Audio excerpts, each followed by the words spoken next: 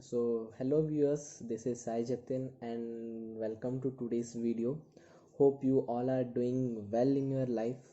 Hope you all are enjoying with your families in this pandemic. In this video, we will be generally discussing on a important topic of the present scenario, that is the Afghanistan dispute analysis of the Afghanistan peace process. Means we will be discussing on this topic. In this video we will be knowing about the present scenario of Afghanistan, how this conflict, how the war was began in the Afghanistan, what were the consequences which lead to this war from very means a long time, and we will be knowing what were the issues with this what were the issues, and we will be knowing about the what were the effects of this war on the civilians. All total we will be knowing on this topic, that is the Afghanistan peace process. So be with me till the end of this video and gain some knowledge if you are if you are interested in this current affairs. So let's start this analysis. Presently there is an ongoing war in the Afghanistan between the Taliban, the insurgent group of Afghanistan, and who are fighting against the Afghan government and the American troops, of which 20,000 soldiers present in the Afghanistan to support the Afghan government. So this war is not started recently, but it has been started since 2001, and various peace movements have been taken place, many negotiation, many efforts have been taken place since 2001, and some were intensified in 2018, but still there is a war, and the Taliban targets many of the civilians and attack on them, and along with this attacks, there is some amid talks between the two groups and the Taliban's office, which is placed in Doha, the capital of Qatar. So it is expected that there is a mutual agreement between the Taliban and the United States, which would be followed by the phased American withdrawal, and withdrawal from the Afghanistan, and there will be initiating a intra-Afghan peace talks. So to support these peace talks, many regional powers, many countries are supporting this peace process, like China, Russia, Pakistan, and NATO alliance, which are the main which who are playing the main role in this peace process. So now viewers, let's move into the background and the root of this ongoing war of the Afghanistan. So friends, Afghanistan we find two types of groups, that is Shia and Sunni. As I said, the ongoing war is being fought between the Taliban, who are fighting against the Afghan government, and and the American troops. So this Taliban is an insurgent group who refers itself as the Islamic Emirate of Afghanistan, is a Sunni Islamic group that operates in the Afghanistan. This Taliban group was emerged in the year of 1994 under the leadership of Muhammad Omar. So this group mainly comprises of the religious students in the Pakistani madrasas who had fought the Soviet Afghan war, right? So Muhammad Omar is the leader of this group. So friends, this was about the Taliban. Now how this Taliban, the information related to Taliban. But now coming to the topic, viewers, you might be aware of 9/11 attack, right? So after September 11, 2001 attack, the US President George Washington Bush has requested the Taliban leaders to hand over Osama bin Laden, who was the prime suspect of this attack. But the Taliban leaders has refused to hand over Osama bin Laden to the US government, and as a result of which the Taliban government were asking the prime evidences that Osama bin Laden was the prime suspect of this attack. After the Taliban refused to hand over bin Laden to bin Laden, uh, the terrorist leader Osama bin Laden, uh, in wake of Al Qaeda, the Osama bin Laden is the leader of this Al Qaeda, a famous terrorist network in famous having a famous network, terrorist network. So as a result of which the United States invaded into the country Afghanistan, and by this invention of United States into the Afghanistan, the Taliban leadership quickly lost its control all over the country and relocated to the southern Afghanistan and across the border of the Pakistan. So this is the proper way. This is the proper analysis how the US has invaded to the Afghanistan. So in the 18th year of its war and the 5th year of being responsible for securing its country, the ANDSF, means Afghanistan National Defense and the Security Forces, which mainly comprises of Afghanistan armed force, continue to face many of the significant challenges along with the problems in holding the territory and defending the population centers, while the Taliban were on the other hand, the Taliban were continuously attacking on the districts and carry out the suicide attacks in the major cities, as a result of which consequently the US along with its NATO allies, means North Atlantic Treaty Organization allies, launched the United Nations invasion of Afghanistan, code named as Operation Enduring Freedom, on October 7, 2001. For more than 4 years, the war has been in the stalemate, with according to official to according to the official of US government, and it has been estimated that in 2019 only 53.8 percentage of the Afghan districts were under the government control or influence, and 33.9 percentage were 33.9 percentage were under the contested, and the remaining 12.3 percentage were under the influence of the Taliban. So that so the ANDSF, the armed the Afghan National Defense and Security Forces, has suffered a heavy casualties and has recorded that 30 to 40 personals of that armed forces were killed every day. So now I will give you the raw report of the casualties in the year of 2018 and in the year of 2019. So in the year of 2018, it was recorded as the highest number of 10,993 civilian casualties, with a UN documenting of 3,804 deaths and 7,189 injuries in the year of 2018.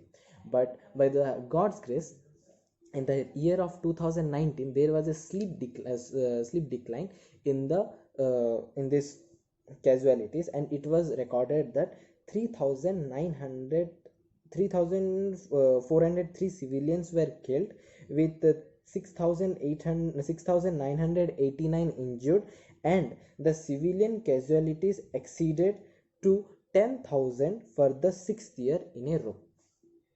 So this was the report of 2018 and 2019. But by December 17th of that year, the US and its allies had driven the Taliban from the power and began to build the military bases on the major cities and the places where the Taliban has attacked, and across the country even, and relocated to the southern Afghanistan and across the border of the border to the Pakistan. So the International Security Assistance Force, ISAF, was later created by the United Nations Security Council to train the Afghan national security forces to oversee these military operations in the country, so as to prevent the country from this Taliban attacks, and this to prevent from this violence. So the but the Taliban has launched numerous attacks on the Afghan government, on the Afghan forces, the government facilities, and any organization which they believe are in contact or in alliance with the US. So the US has been on the ground of Afghanistan and directly involved in 18 years with the analysis describing the situation of the Afghanistan as a stalemate. Although Al Qaeda in Afghanistan and Pakistan are now considered to be diminished uh, throughout the country, but the war with the Taliban insurgent continues in the Afghanistan. So after all these issues, all these casualties, violence in nature in the Afghanistan, something different happened in the Afghanistan country. The Taliban's co-founder and second in command, Abdul Ghani Baradar, was one of the leader in the Taliban group who favored to talk with the US and the Afghan government in the year of 2010. And in the year of 2010, Hamid Karzai was the president of the Afghanistan, and Hamid Karzai's administration reportedly held talks with Baradar in February 2010. All the civilians were expecting a peace talk and somewhat non-violence in their country, but later the month Baradar was captured in a joint US and Pakistani raid in the city of Karachi in Pakistan, by which all the civilians lost their hopes of this peace talk and non-violence in their country. But a mindset change and the strategy was acquired by the Obama's administration in the year of 2010 to allow the possible political negotiations to stop this violence and to bring out the peace talk. But the Taliban themselves refused this peace talk to the Afghan government, and the Taliban has portrayed a name to the Afghan government, and that is American puppet. So by seeing all this, there was no hope of peace talks for the civilians of the Afghanistan country. But in the year of 2011, Hamid Farzai confirmed in June that the secret talks were taking place between the US and the Taliban, but all were collapsed in the same year 2011 in the month of August. Further, many attempts were made, many peace treaties, many peace movements were made, but all were cancelled in the year 2012 and in the month of March. So there was no ray of hope for this peace treaties in the Afghanistan. But in the January 2016, Pakistan Pakistan hosted a round of four-way talk with Chinese Chinese and American officials, but Taliban did not attend that conference. on February 27, 2018, following an increase in the violence, the present Afghan president Ashraf Ghani proposed a unconditional peace talk with the Taliban, offering that they will be getting a recognition of a legal political party in the country Afghan, and release the Taliban prisoners who were in the jail of the Afghan government. So after all these unconditional peace talks by Ashraf Ghani, now the American officials secretly met Taliban in search of a peace talk in the month of July 2018. So in 2018, Donald Trump was in 2018 the president of the United States of America was Donald Trump, and Donald Trump has appointed Zalmay Khalilzad as an special advisor on Afghanistan in the US State Department.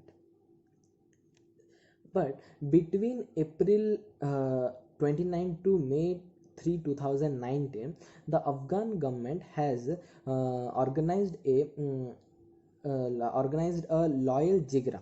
So loyal jigra, I just want to give you the let me know you the what is loyal jigra. So loyal jigra is an assembly in Pastunwali to choose a head of a state, head of a state in case of a sudden death, or to settle a national or the religion issues such as the war which was going in the Afghanistan.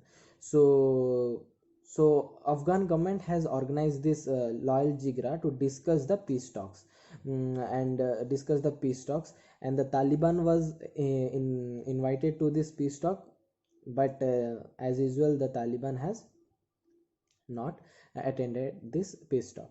So after seeing all these things, now something different, something happened in the United States of America. That is, the Washington Post reported that US was very close to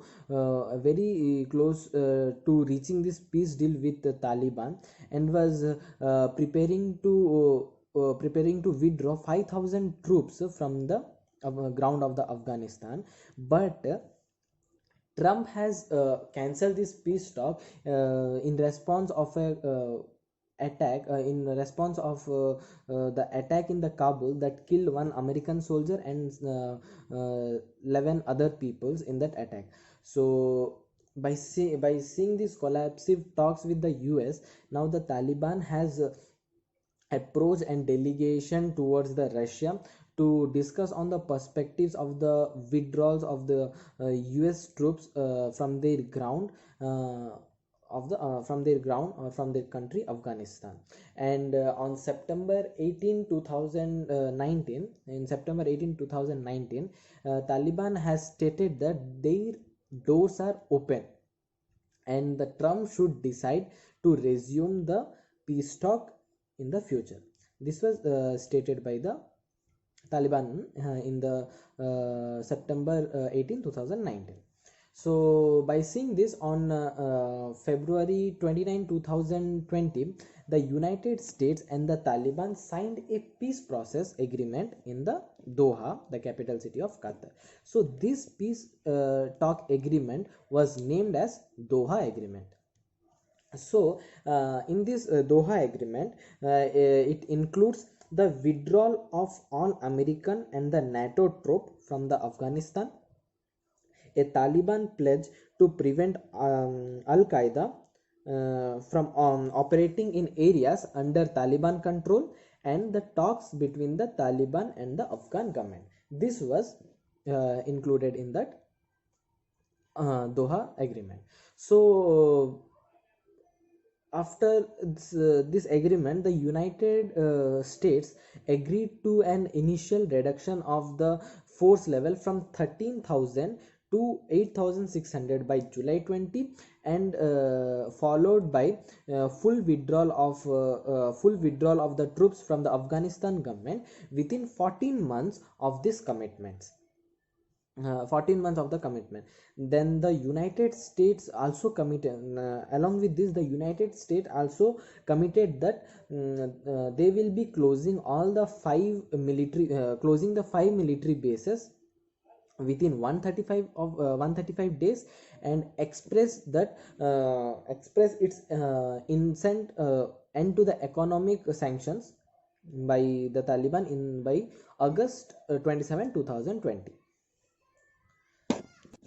So as the Afghanistan peace agreement, the Doha agreement, was done on February 29, 2020, and has planned to begin the intra-Afghan negotiations by March 10, 2020, but the intra-Afghan negotiation didn't begin as per plan on March 10. So, however, on that day, Ashraf Ghani has signed a decree ordering the Afghan government to release 1500 Taliban prisoners on March 14, and if they agree to sign the pledges guaranteeing that they will not return to the battle again in the Afghanistan, so as to reduce the violence and the crime ratio in the Afghanistan. By seeing this Ashraf Ghani's decree, the same day US started withdrawal of its some of the troops on 31st from on that day only. But on 31st March 2020, the UN Security Council urged for all the varying parties to declare a ceasefire to as to promote or as to order the peace process to progress further. On April 1, 2020, it was on April 1, 2020, it was revealed that both the Taliban and the Afghan government did a face-to-face talk in Kabul as the previous day of 1st of April.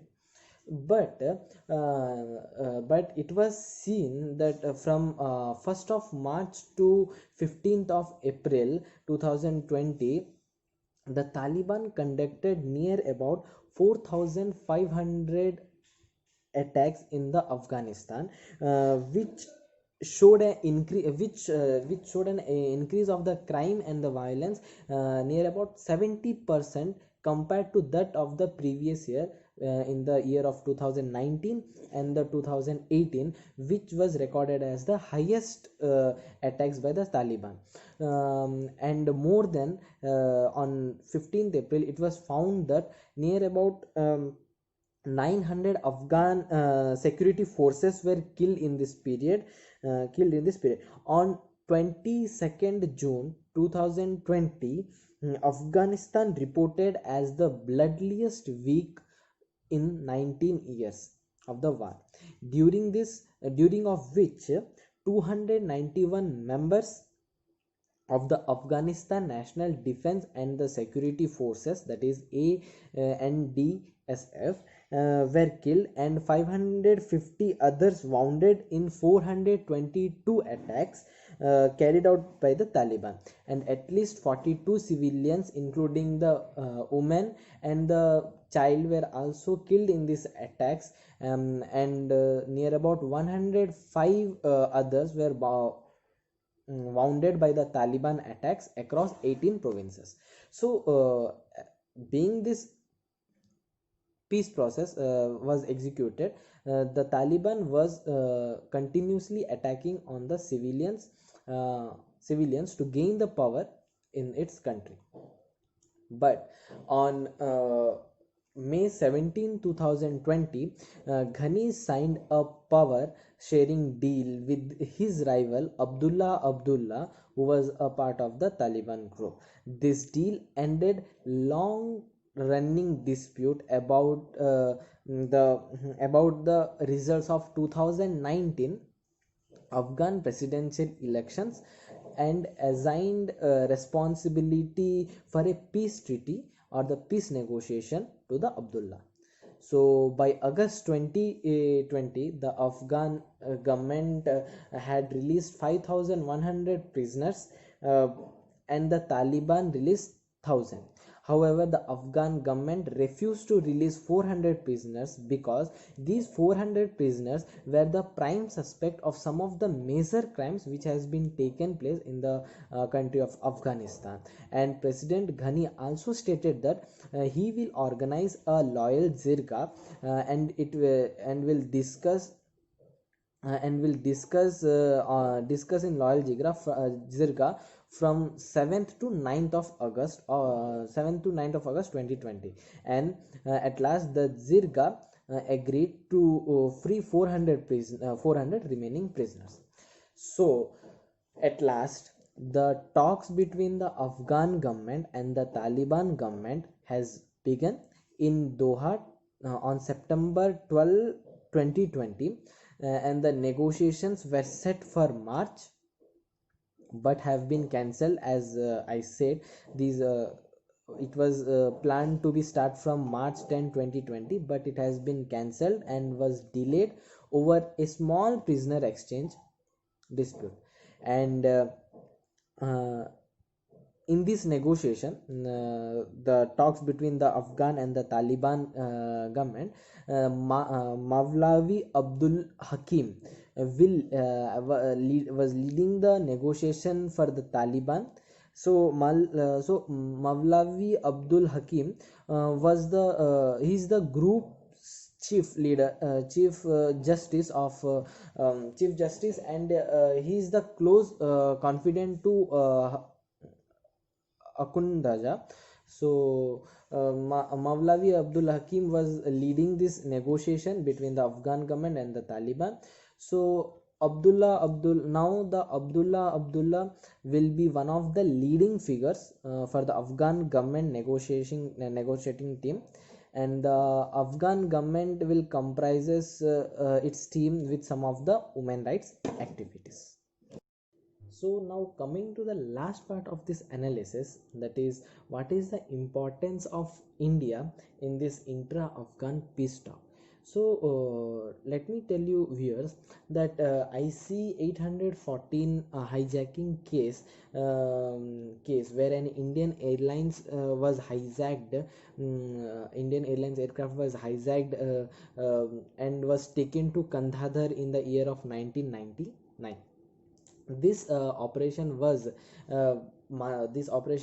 mastermind in Pakistan by the Pakistani centric and the Pakistani centric or the Kashmiri centric militants, which was supported by the ISI.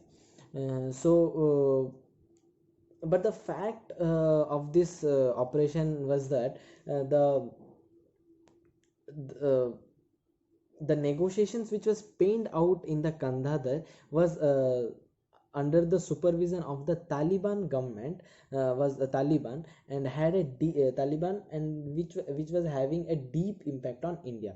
Taliban was thinking that they were doing a favor to India by negotiating the Indian government to that of the hijackers, but it was radically somewhat different from what it was intended to be the case.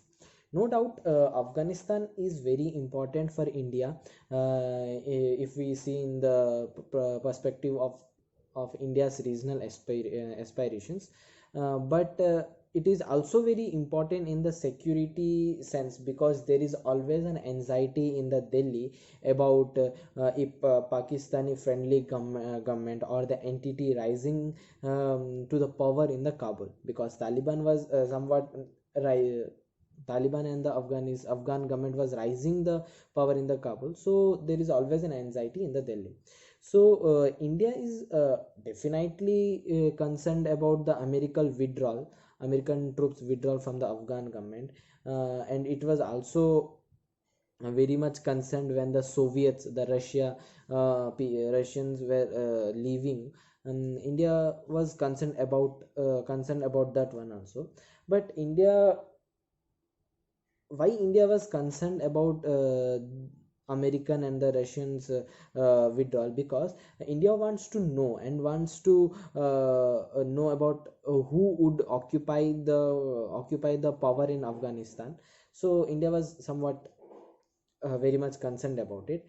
But the world looks something different when we speak on this perspective. So no doubt India have to figure out now new regional external alliance systems uh, to operate credibly in the Afghanistan. That's all for in this analysis. So this was all about the Afghanistan dispute analysis, how the how the intra-Afghan peace process took place. Hope you all have um, gained something from this video, from this analysis. So by saying this, I just want to end this video. Thank you for watching. That's all.